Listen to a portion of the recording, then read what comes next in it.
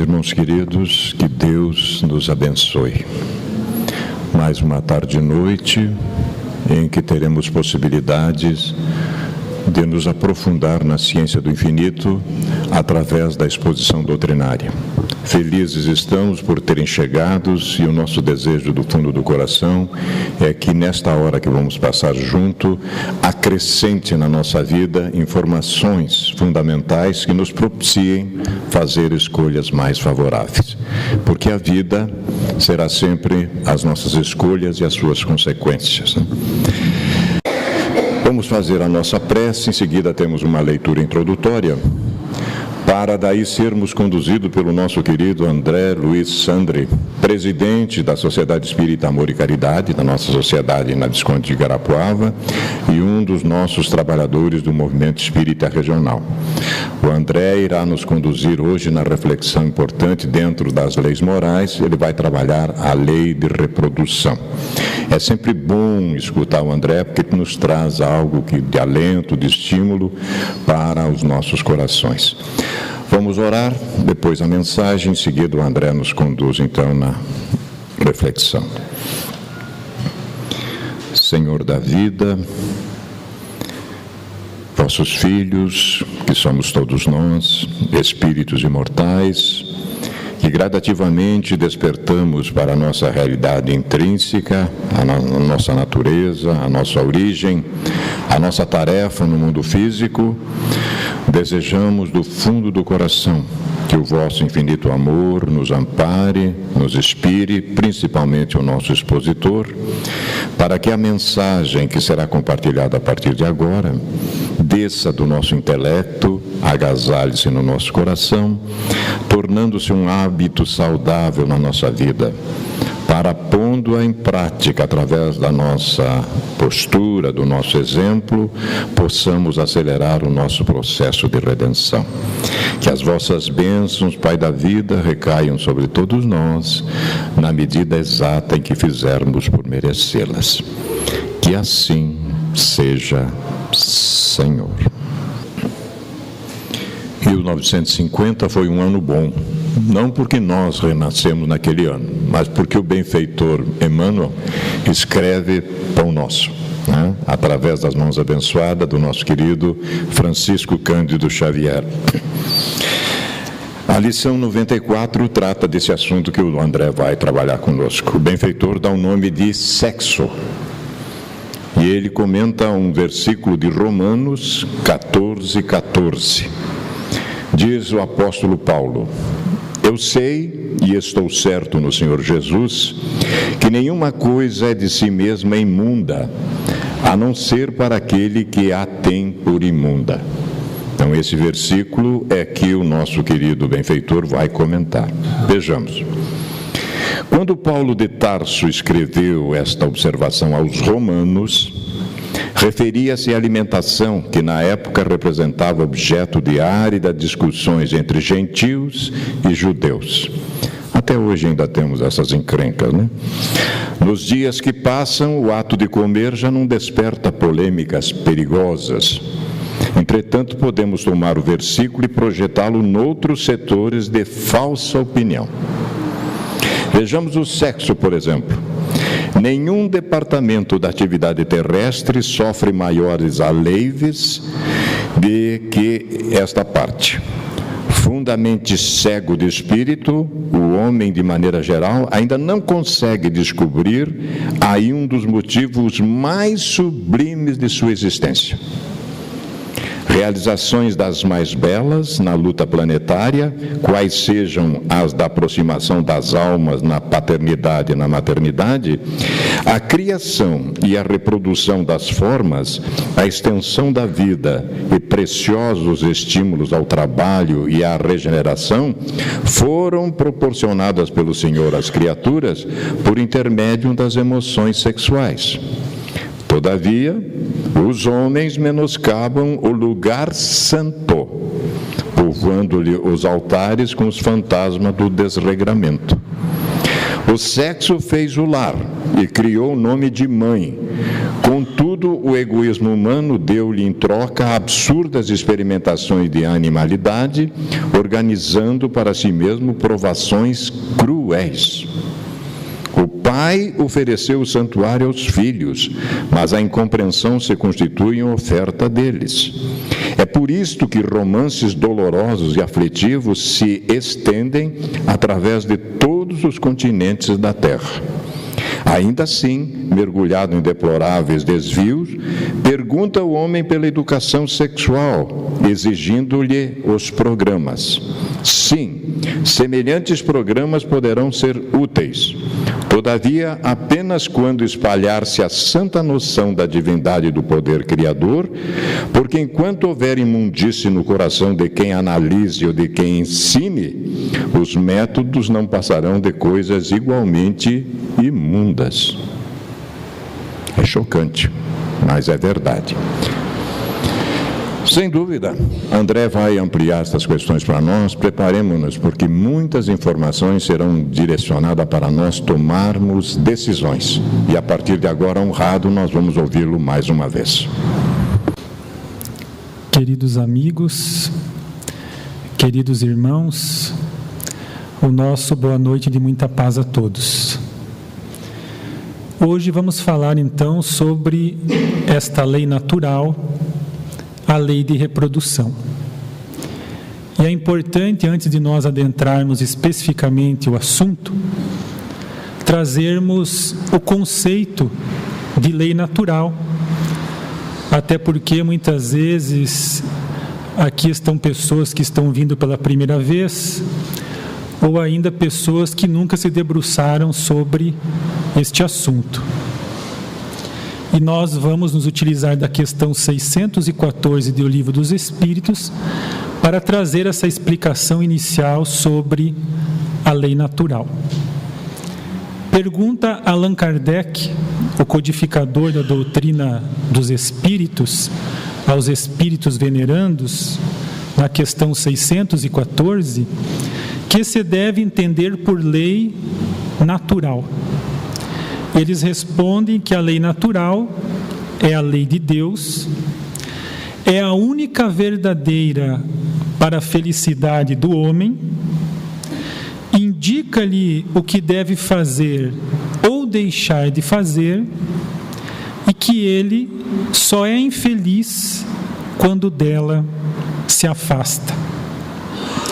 Nos dizem ainda que entre as leis divinas, umas regulam o movimento e as relações da matéria bruta, são chamadas as leis físicas, cujo estudo pertence ao domínio da ciência, e as outras dizem respeito, especialmente ao homem considerado em si mesmo e nas suas relações com Deus e com os seus semelhantes.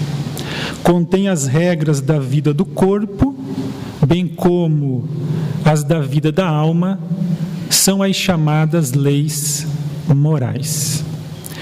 Então, todas as da natureza são leis divinas, são leis elaboradas por Deus. Há as leis físicas e há as leis morais. E é importante nós conhecermos essas leis, e no que diz respeito às leis morais, nós as praticarmos, porque o nosso progresso e a nossa felicidade, e não há felicidade sem progresso, dependem do entendimento, da compreensão e da prática destas leis naturais, destas leis divinas, destas leis morais. Então, uma destas leis morais elaboradas por Deus é a lei de reprodução. Inicia Allan Kardec na questão 686, questionando os espíritos da seguinte forma: é lei da natureza a reprodução dos seres vivos? Respondem os espíritos: evidentemente. Sem a reprodução, o mundo corporal pereceria. sem a reprodução, o mundo dos corpos deixaria de existir. E poderíamos nos questionar nesse momento, mas qual é o objetivo, qual é a finalidade do mundo corpóreo? Porque os Espíritos nos esclarecem, em O Livro dos Espíritos, que o mundo primitivo, o primeiro na ordem das coisas, é o mundo espiritual. E que mesmo que o mundo corpóreo, que o mundo corporal, deixasse de existir ou nunca houvesse existido, isto não afetaria o mundo espiritual. Mas se o mundo corporal existe, e Deus nada faz sem que haja um motivo, uma finalidade, por que o mundo corporal existe? Nós sabemos através do Espiritismo que o mundo corporal existe para servir de escola aos espíritos, a fim de que eles possam aqui viver as experiências necessárias para a sua evolução. Na questão 132, também do Livro dos Espíritos, os Espíritos, respondendo à pergunta do codificador, nos dizem de que Deus nos impõe a encarnação com o fim de fazer com que nós cheguemos à perfeição. Mas, para alcançarmos essa perfeição, temos que sofrer todas as vicissitudes da existência corporal. Eis aí, então, a finalidade da encarnação, a finalidade da existência dos mundos corpóreos, e a reprodução é uma lei natural, está em a natureza e vem preencher então uma necessidade no mecanismo da evolução, no sentido de que ela faz com que este mundo corporal possa subsistir, possa continuar existindo, a fim de que os espíritos aqui possam reencarnar para progredir. Além disso, a reprodução também proporciona a sucessão e o aperfeiçoamento das raças, como nós veremos numa pergunta mais à frente, feita também por Allan Kardec aos espíritos. Então, a reprodução, ela vem preencher uma necessidade no mecanismo da evolução. E a partir desse entendimento, desta compreensão, desta visão da reprodução sob a ótica da imortalidade da alma, da reencarnação, nós lançamos um novo olhar sobre a reprodução dos seres vivos, sobre a reprodução dos seres humanos, que nos toca mais de perto, não apenas como uma consequência do instinto sexual, mas algo muito mais profundo, sagrado, divino, sublime, belo, perfeito, porque nos enseja a formação de um lar, nos enseja a formação de uma família. E o Espiritismo nos esclarece que a família, ela tem raízes nas vidas passadas de cada um dos seus componentes. Então, aqueles de nós que nos unimos naquele grupo, através dos laços consanguíneos, estamos ali para fazermos os ajustes e os reajustes necessários e indispensáveis graças à reencarnação. Então, a partir desta compreensão, desse entendimento, a doutrina espírita nos traz uma nova visão acerca da reprodução. No livro As Leis Morais, o nosso querido Rodolfo Caligares, nesse sentido, nos diz de que aqueles de nós que já temos esse entendimento, esta compreensão e esta consciência, o que se espera de nós a partir daí é que não é apenas que nós procriemos, então, por força do instinto sexual, qual meros reprodutores, mas que dignifiquemos o nome de pai e de mãe com que Deus nos honra a existência.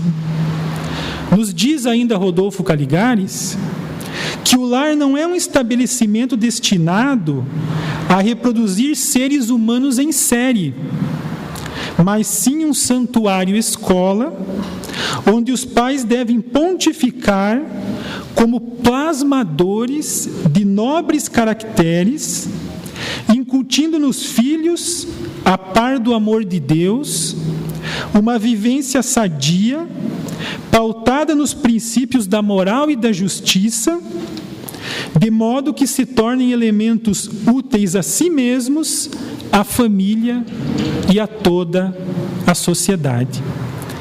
Então vejamos a importância desta lei natural, a lei de reprodução. E dentro da lei de reprodução, Allan Kardec faz diversas perguntas e agrupa essas perguntas sobre vários títulos. Então nós estudaremos dentro da lei de reprodução a sucessão e o aperfeiçoamento das raças, a questão dos obstáculos à reprodução. Nós estudaremos ainda o casamento e o celibato, a poligamia e até mesmo a questão do aborto. Todos esses assuntos são estudados por Allan Kardec dentro da lei de reprodução. Com relação à sucessão e o aperfeiçoamento das raças, pegamos apenas duas perguntas, as questões 688 e 689, quando os Espíritos nos dizem, então, de que todas as raças humanas, elas decrescem e em um determinado momento são substituídas por outras. E que substituí-la-ão outras raças mais aperfeiçoadas, que descenderão da raça atual, como os homens civilizados de hoje descendem dos seres brutos e selvagens dos tempos primitivos. Por isso, então, a importância da reprodução, que vem preencher essa necessidade do mecanismo da evolução, permitindo, então, a sucessão e o aperfeiçoamento das raças. É claro que nós não podemos aqui desconsiderar a influência também que o Espírito exerce na formação dos corpos, é claro. Mas a lei de reprodução proporciona, então, essa sucessão e esse aperfeiçoamento das raças. E uma questão interessante feita pelo codificador, dentro deste assunto, a questão 692, quando ele pergunta aos espíritos se será contrário à lei da natureza o aperfeiçoamento das raças animais e vegetais pela ciência. Se seria mais conforme essa lei deixar que as coisas seguissem o seu curso normal sem que a ciência pudesse ali fazer alguma modificação, influenciar de alguma maneira no aperfeiçoamento das raças animais e vegetais. Os Espíritos nos respondem assim: tudo se deve fazer para chegar à perfeição, e o próprio homem é um instrumento de que Deus se serve para atingir seus fins. Sendo a perfeição a meta para que tende a natureza, favorecer essa perfeição é corresponder às vistas de Deus. E é interessante porque muitas vezes nós vemos esses cientistas extremamente orgulhosos, vaidosos, egoístas, prepotentes, trabalhando para o aperfeiçoamento das raças vegetais e animais através da ciência, e muitas vezes esses cientistas não acreditam sequer em Deus. São ateus, não acreditam no Criador. Mas sem eles saberem, são funcionários do Criador, porque de alguma maneira estão promovendo o progresso. Então Allan Kardec faz esta pergunta aos espíritos com relação a essas pessoas egoístas que fazem isso apenas para uma satisfação pessoal, e os espíritos nos dão a seguinte resposta: que apesar de muitas vezes os esforços que o homem emprega para conseguir a melhoria das raças animais e vegetais nascerem de um sentimento pessoal e que, portanto, torna nulo o seu merecimento, o importante, no final das contas, é que o progresso se realize. Um outro assunto abordado pelo codificador, muito importante para as nossas reflexões, é a questão dos obstáculos à reprodução. Ele pergunta aos espíritos, na questão 693, se são contrários à lei da natureza as leis e os costumes humanos que têm por fim ou por efeito criar obstáculos à reprodução. E os espíritos inicialmente dão uma resposta geral, uma resposta mais ampla, nos dizendo de que tudo que embaraça a natureza em sua marcha é contrário à lei geral.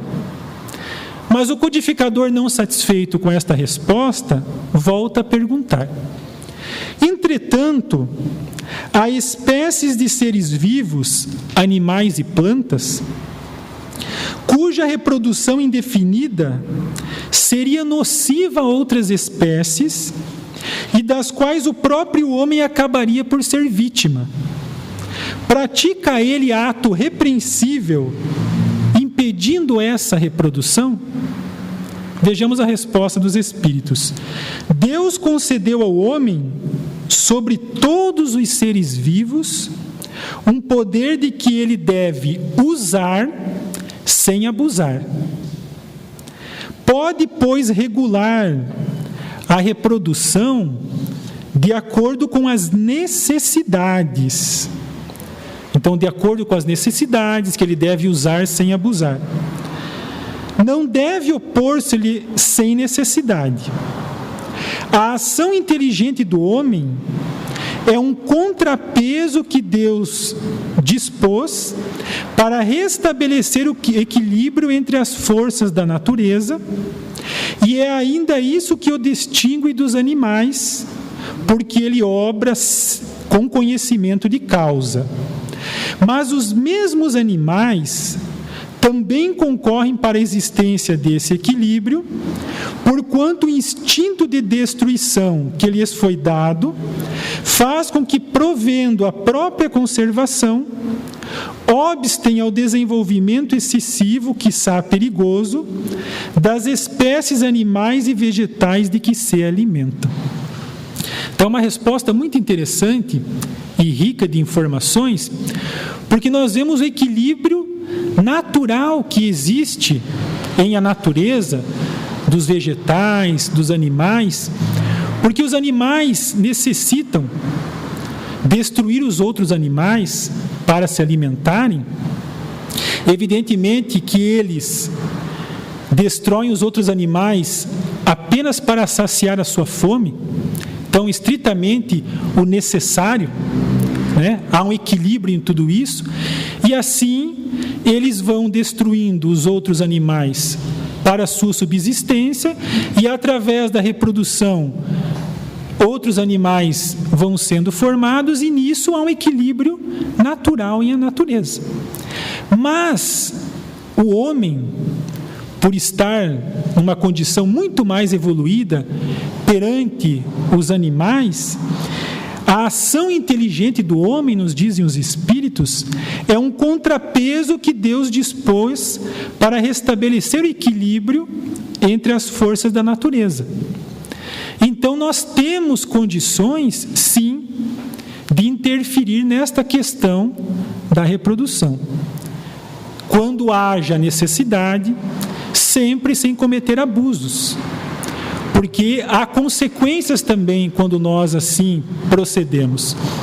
Nós lembramos da situação que aconteceu em 1935, quando foi levada para a Austrália os sapos cururus, porque naquela época na Austrália os insetos estavam devorando as plantações de cana-de-açúcar. Então pensou-se em levar o sapo cururu para que ele então comesse lá os insetos e as coisas voltassem a uma situação de equilíbrio. Levaram para lá o sapo cururu, o sapo boi, que nós conhecemos aqui da Amazônia. Além de ele não conseguir comer os insetos, se eu não me engano por uma questão da altura e tudo mais, ele acabou se reproduzindo de uma forma desordenada. Lá não havia o seu predador natural. É um sapo venenoso. Os crocodilos que comiam esse sapo acabavam morrendo, e ali então ele acabou se tornando uma espécie invasora e causando um desequilíbrio naquele ecossistema. Então nós temos condições sim de interferir, mas temos que fazer isso com muito cuidado, porque às vezes buscando um equilíbrio nós acabamos ocasionando um desequilíbrio, né? Na questão 694, ainda dentro da questão dos obstáculos à reprodução, agora a pergunta que é feita a Allan Kardec nos fala mais de perto a nós, os espíritos, quando ele pergunta que se deve pensar dos usos cujo efeito consiste em obstar a reprodução para a satisfação da sensualidade. Então, o que se deve pensar, né, dos usos cujo efeito consiste em nós trazermos obstáculos à reprodução apenas com o objetivo da satisfação da sensualidade, de não estragarmos o nosso corpo, de não trazermos mais responsabilidades para nós, mais encargos no que diz respeito à criação dos filhos. Então, o que representa, né, nós colocarmos obstáculos à reprodução apenas por uma satisfação da sensualidade? Qual a consequência disso para o espírito? Respondem então os espíritos venerandos que isso prova a predominância do corpo sobre a alma e quanto o homem ainda é material. E nós trouxemos aqui algumas considerações feitas pelo espírito Joana de Ângeles para nós refletirmos um pouco mais sobre esse assunto, que é muito importante. A benfeitora nos diz que, pela forma simplista como alguns o apresentam, a desordenada utilização de métodos anticonceptivos interfere negativamente na economia moral da própria família. Não estamos falando da economia material, na economia moral da própria família. Na situação atual, os pais dotados de recursos econômicos menos procriam, em considerando as disponibilidades que possuem, enquanto os destituídos de posses aumentam a prole, tornando muito mais complexas e difíceis as engrenagens do mecanismo social. Os filhos são programados na esfera extrafísica da vida, ou seja, na dimensão espiritual, tendo-se em vista as injunções crédito-débito defluentes das reencarnações passadas. Normalmente, antes do mergulho no corpo carnal, o espírito reencarnante estabelece intercâmbio com os futuros genitores, de cujo concurso necessita para o cometimento a empreender.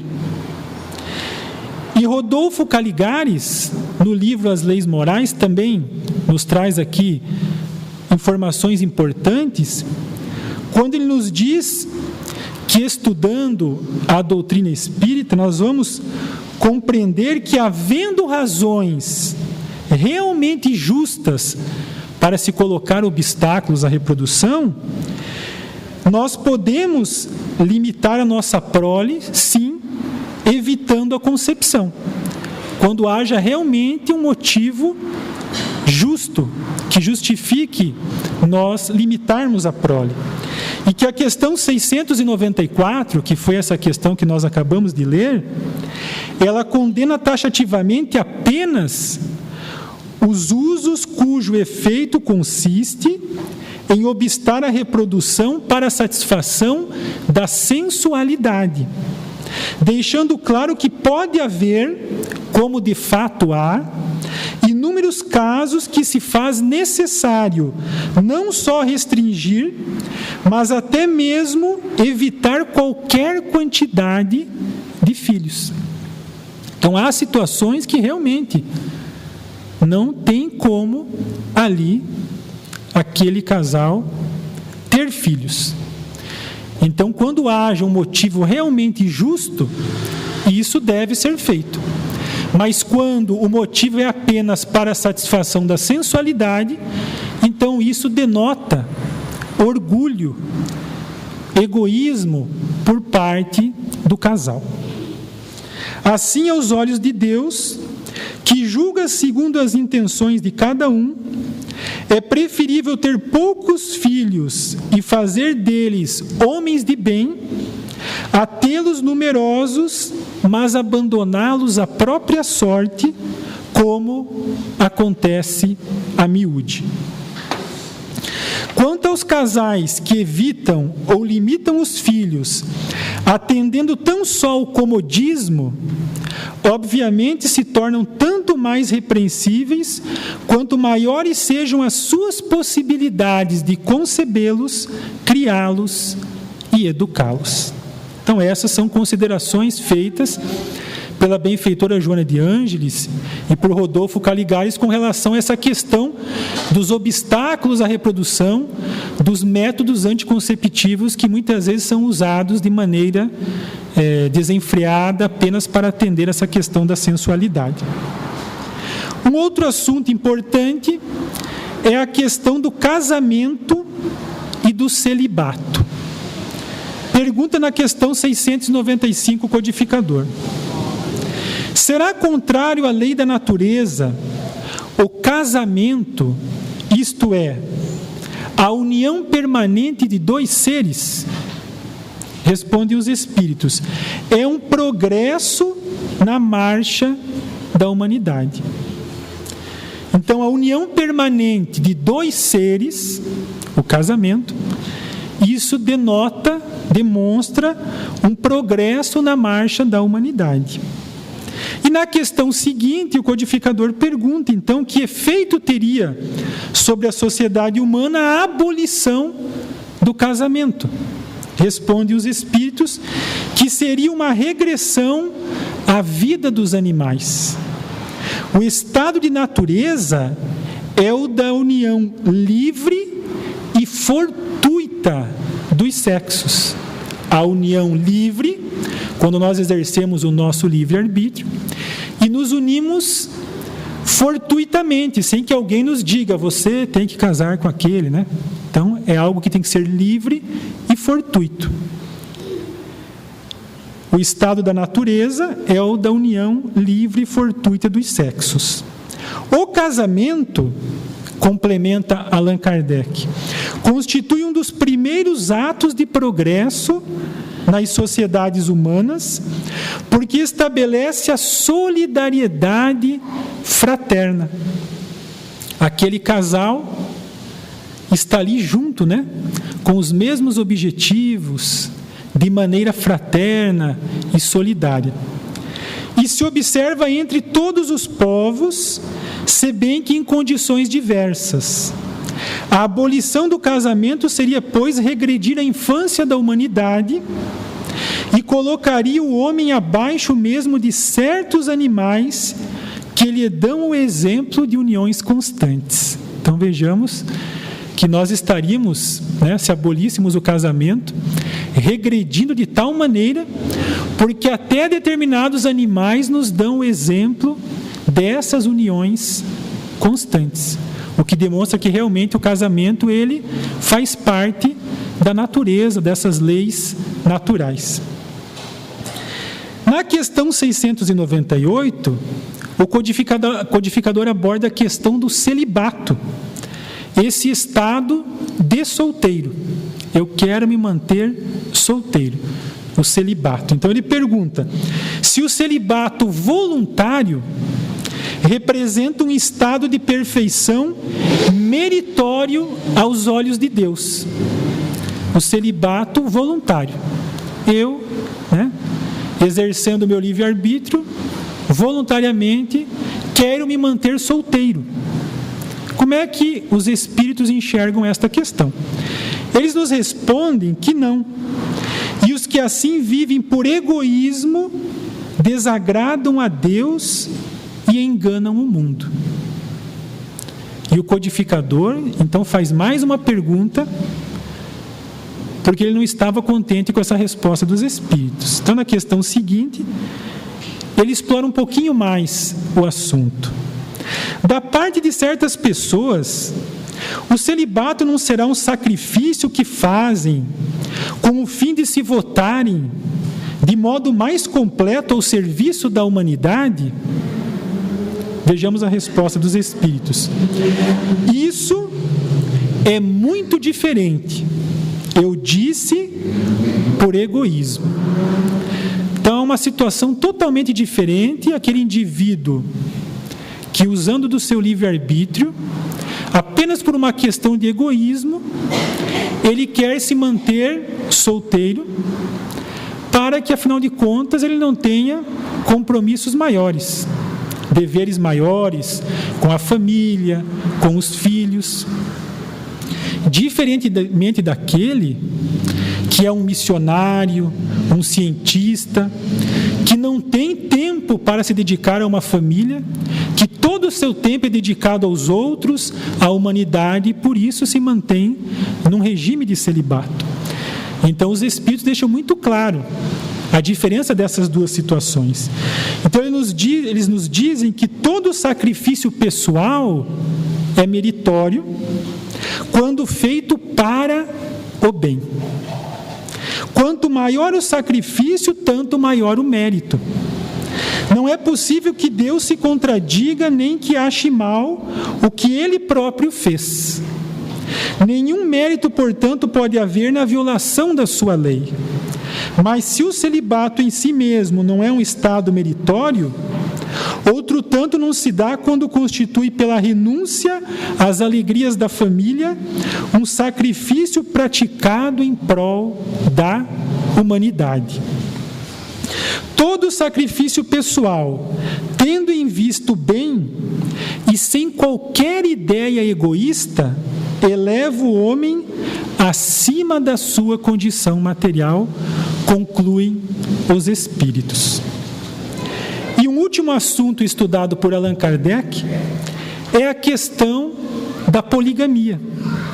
Quando ele pergunta na questão 700 do Livro dos Espíritos, e aqui nós temos que mostrar a inteligência do codificador, quando ele pergunta se a igualdade numérica que mais ou menos existe entre os sexos constitui indício da proporção em que devam unir-se. Eu, particularmente, nunca tinha pensado nessa questão da igualdade mais ou menos numérica que existe dos sexos, demonstrando que há um controle, de certa forma, que é feito do lado de lá, porque nós não vemos uma diferença expressiva entre os sexos.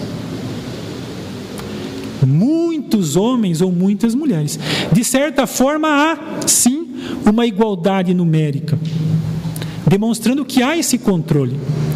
Assim como, quando o codificador pergunta, na questão 687 do Livro dos Espíritos, se essa questão da reprodução, ela não causaria uma superpopulação. Vamos se reproduzindo, e haveria uma superpopulação. E os Espíritos respondem que não, que Deus proveu equilíbrio em tudo. E nós vemos todos os dias quantidade de espíritos desencarnando e uma quantidade de espíritos encarnando, e há um controle sobre isso também, para que se tenha o equilíbrio. Então vejamos que há, de certa forma, uma igualdade numérica com relação aos sexos. E Allan Kardec percebe isso e pergunta aos espíritos se essa igualdade numérica, que mais ou menos existe entre os sexos, não constitui indício da proporção em que deve unir-se. E os espíritos respondem que sim, porquanto tudo em a natureza tem um fim. Tudo em a natureza tem um fim, uma finalidade, um propósito, um objetivo. E se Deus é infinitamente perfeito e soberanamente justo e bom, essa finalidade, esse propósito e esse objetivo igualmente será infinitamente perfeito e soberanamente justo e bom. Então, se há mais ou menos essa igualdade numérica, é uma indicação da proporção que devem unir-se, casal, 2 a 2. Então, na questão 701, a última questão que nós trouxemos aqui para as nossas reflexões, dentro da questão da poligamia, pergunta o codificador: qual das duas, a poligamia ou a monogamia, é mais conforme a lei da natureza? Respondem os espíritos que a poligamia é uma lei humana e não uma lei divina, cuja abolição marca um progresso social. O casamento, segundo as vistas de Deus, tem que se fundar na afeição dos seres que se unem. Na poligamia não há afeição real, há apenas sensualidade. Se a poligamia fosse conforme a lei da natureza, deveria ter possibilidade de tornar-se universal, o que seria materialmente impossível, dada a igualdade numérica dos sexos. É o codificador que responde, complementando a resposta dos espíritos. Portanto, a poligamia deve ser considerada como um uso ou legislação especial apropriada a certos costumes e que o aperfeiçoamento social fez que desaparecesse, ainda não completamente, pouco a pouco. Essas são, então, as perguntas feitas pelo codificador dentro da lei de reprodução. Nós queremos fazer as nossas considerações finais com a leitura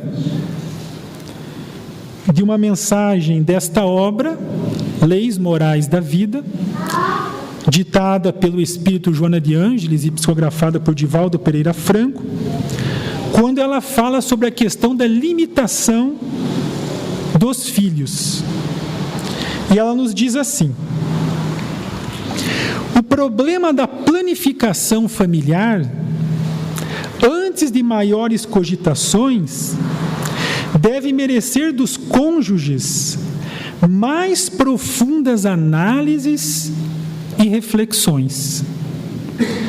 Pela forma simplista como alguns o apresentam, a desordenada utilização de métodos anticonceptivos interfere negativamente na economia moral da própria família. Na situação atual, os pais dotados de recursos econômicos menos procriam, em considerando as disponibilidades que possuem, enquanto os destituídos de posses aumentam a prole, tornando muito mais complexas e difíceis as engrenagens do mecanismo social. Os filhos são programados na esfera extrafísica da vida, tendo-se em vista as injunções crédito-débito defluentes das reencarnações passadas. Normalmente, antes do mergulho no corpo carnal, o espírito espírito reencarnante estabelece intercâmbio com os futuros genitores, de cujo concurso necessita para o cometimento a empreender. Os filhos não chegados pela via normal, não obstante, alcançarão a casa dos sentimentos negados, utilizando-se dos sutis recursos da vida, que reaproximam os afins pelo amor, ou pela rebeldia quando separados, para as justas reparações. Chegarão a outros tetos, mas dali sairão atraídos pelas necessidades propelentes ao encontro da família que lhes é própria, nem sempre forrados em objetivos relevantes. Então, se nós negamos a condição deles virem aqui, de alguma outra forma, eles chegarão. Nem que seja por outros lares, mas eles chegarão até nós para que os ajustes e reajustes sejam feitos. Alguém que te chega perturbando a paz, outro em que te rouba pertences e sossego, o ser que te sobrecarrega de dissabores, aquele que de fora desarmoniza a tua família, o vadio que te adentra o lar, o aliciador que chega de longe e infelicita o filho ou a filha que amas, todos eles estão vinculados a ti. Quiçá houvessem renascido sob o teu teto e as circunstâncias impediram dramas maiores. Antes de aderires ao entusiasmo reinante para a limitação da prole, reparte com outro cônjuge as tuas preocupações. Discute o problema à luz da reencarnação. Evita enganjar-te na moda só porque as opiniões gerais são favoráveis à medida. Não o faça simplesmente considerando os fatores econômicos ou os da superpopulação, como nós já dissemos. O Senhor dispõe de recursos inimagináveis. Confia a Ele as tuas dificuldades e entrega-te consciente, devotadamente. Seja qual for a opção que escolhas, ter mais ou menos filhos, os que se encontram na pauta das tuas necessidades chegar-te-ão hoje ou mais tarde. Sendo possível, acolhe-os da melhor maneira, porquanto conforme os receberes, ser-te-ão amigos generosos ou rudes adversários, dos quais não te libertarás facilmente. Essas são então as nossas considerações, as nossas reflexões sobre esta lei natural da lei de reprodução.